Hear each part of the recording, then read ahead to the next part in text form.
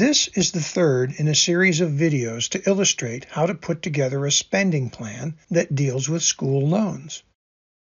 To do all the videos, a fictional college graduate has been invented with a bachelor's degree in business. As was covered on the first video, our student just graduated and has accepted a job in a Midwest city as an entry-level accountant starting on August 1st. The first step in the process of creating a workable spending plan for when his federal student loan payments start was creating an estimated monthly spending plan. This was done using the monthly estimated budget form, and much to his disappointment, his first pass didn't balance. That process was covered in the first video of this series. In the second video of this series, he made adjustments to his projected spending using the budget analysis form and brought his spending plan into balance. He now needs to document his debts, and to do so, he will use the debt list form that you will see on your screen. Following the completion of the debt list form, this video will go on to show how to best pay down the listed debts. The first step in eliminating all this debt is for our college graduate to make two commitments to himself. The first commitment is that he will take on no new debts until this list is completely paid off. Since he has important goals in his life and realizes that debt would just get in the way, he is willing to make that commitment. The second commitment is to not pay anything less towards the debt than the amount that will show in the total of the monthly payments column until the debt is completely paid off. Once the debt list form is completed, you will be able to see that the total monthly payments with which he will be saddled are $500. Since the numbers have been compiled, all that needs to happen now is to put them on the form. If the numbers had not already been compiled, the person filling out one of these forms would need to collect the payment stubs for all the debts that he or she owes. The debt should be entered onto this form in a descending order from the highest balance due to the lowest balance due. The second half of the video will explain how this order will help pay off these debts in the most expeditious manner. Starting at the top line under creditor/what was purchased, our college graduate enters his federal student loan. That is the debt with the largest balance due. Moving over one workbook cell to the right, $205 is entered. The actual payment is $205.44, but as on the other forms, numbers will be rounded to whole dollars. Moving one more workbook cell to the right, $29,800 is entered.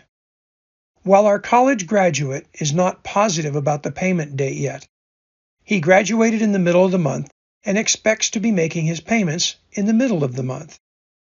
So the 15th goes into the payment day box. He can change the payment day later if need be. In the next workbook cell to the right, under Scheduled Payoff Date, he enters 11/15/2042. Under an income-based repayment plan for U.S. federal student loans, the maximum term is supposed to be 20 years. At that point, any further indebtedness for that loan should be forgiven. Be careful, some conditions need to be met to qualify. In the next workbook cell to the right, 7% is entered, as that is the estimated rate for federal student loans. Since our college graduate is not past due on any of his payments, the right-hand column will be left totally blank. Since our college graduate also has a private student loan, on the next line down, he enters private student loan in the first column, followed by $152 in the second column, followed by $12,000 in the third column.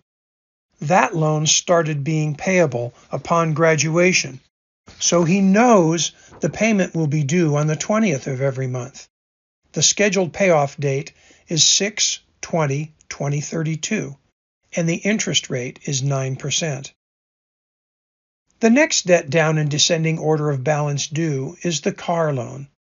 This again is an estimate, So he puts auto finance in the first column, $81 for a monthly payment in the second column, and $3,600 in the third column for the balance due. In previous videos, we covered the fact that he decided a $4,000 car would be sufficient, and he would put $400 down. He estimates the payment will be due on the 3rd of the month, and he will pay off the 4-year loan on June 3, 2026. His intent is to buy the car at the beginning of July and expects to pay 4% for an interest rate. The Visa card goes in the first column on the next line, followed by a $23 a month payment and a balance due of $2,300. This contains additional debt he is planning to use to set up his apartment. The payment date is the 25th and the percentage is 16%. The scheduled payoff date for this and the other 2 credit cards are being calculated using the credit card payoff calculator that is available on the www.saynotocollegedebt.com website. It calculates how long payments will last if you only use the minimum payment as offered by the credit card companies. We don't have time to go into that here, but it is worth looking into to see how much it can cost to just make the minimum monthly credit card payments versus making steady payments. The date that was calculated using the credit card payoff calculator to pay off this card is 3/25/2036. The Babcock Furniture card goes into the first column on the next line, followed by a $24 a month payment and a balance due of $1,000. This is a new debt he is planning to use to furnish his apartment, and the payment date and percentage are estimates. The payment due date is the 10th. The date that was calculated using the credit card payoff calculator to pay this card off is 8/10/2029, and the interest rate is 7%. The last item is also a credit card, a Belk card. Our college graduate will need to buy clothing for his new job, which will be purchased on the Belk card. Based upon the minimum payment rules using this card, he expects the Belk card to have a $15 a month payment against a balance of $800. Our college graduate expects his new Belk card to have its payment due on the 12th of the month with an interest rate of 17.5%. Using this data in the credit card payoff calculator, he calculates that the Belk card has a calculated payoff date of 1/12/2030. Looking at the bottom of the form, the 2 green boxes already have formulas in them that total the columns. The monthly payments total to $500, and the total balance owed is $49,500. Since the total amount owed is almost 40% more than his annual salary, our college graduate has a challenge in front of him. As we move on in this video, we can see how he can make the best use of what money he is earning to get his debt paid down and off. To most expeditiously get his debt paid down, our college graduate is going to use what is sometimes called a debt snowball. In my experience, snowballs got bigger as they went down the hill, so I'm not particularly fond of that name. I call it the debt paydown plan. Remember that our college graduate has committed to not pay anything less than $500 per month until the debt is totally paid off. He has been faithfully making the payments as on the debt list form. He has not fallen for the trap of reducing the payments as some creditors will allow as the balances drop, and has totally rejected the offer of a delayed payment after Christmas. He immediately shredded the checks that were sent to him to be written against his credit cards. All of those only add to the debt and are a trick to get him to borrow more. So let's say that at the end of his first year of work, he not only gets a small raise, but he gets a bonus of $1,100. Out of that $1,100 bonus, his employer's payroll department takes out taxes, and our college graduate writes a check for $55 to his church. The $55 is 5% of the bonus. That leaves a net check of about $780.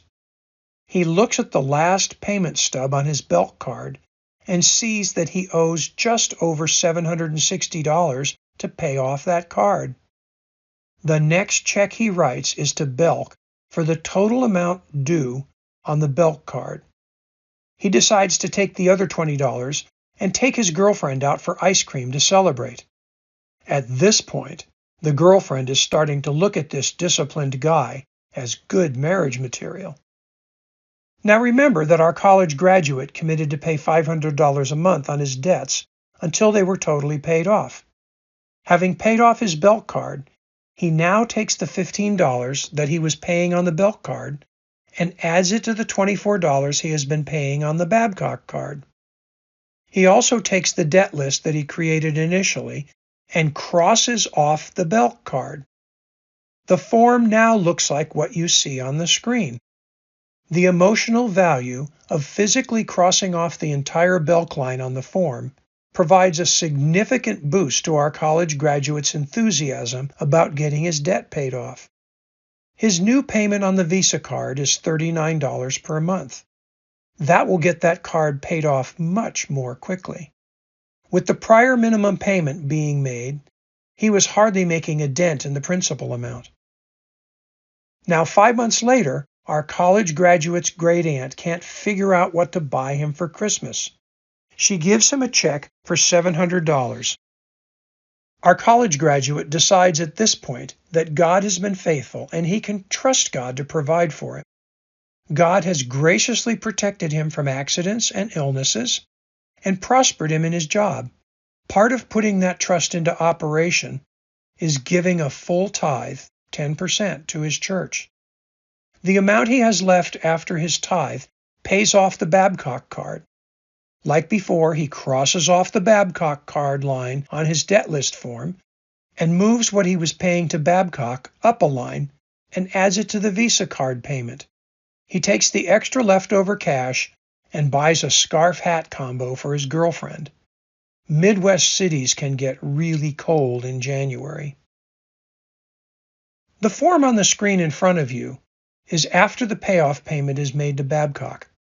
This brings up a common question about paying cards with lower interest rates before cards with higher ones. Some financial teachers will tell you to pay off the highest interest rate debt first. I won't disagree with the fact that you will save some interest. However, if you do the analysis, it really is just a little bit of interest. On the other hand, the emotional value of crossing off a credit card from your debt list is worth paying the pennies in extra interest that you will pay by using this method. You can even get your scissors out and cut up the card for more of a boost. Notice on the screen in front of you that the payment our college graduate is now making on the Visa card is almost 3 times the minimum payment. That will quickly get that card paid off. He just needs to keep following the plan, and he'll get to the point where he is paying $500 a month on his federal student loan. With payments that large, he should have it paid off in under 10 years. The freedom of not having debt will allow him to do what he wishes and go where God may call him. There is one more video in this basic series. As the spending plan is running, there is a need to track the spending to stay on target.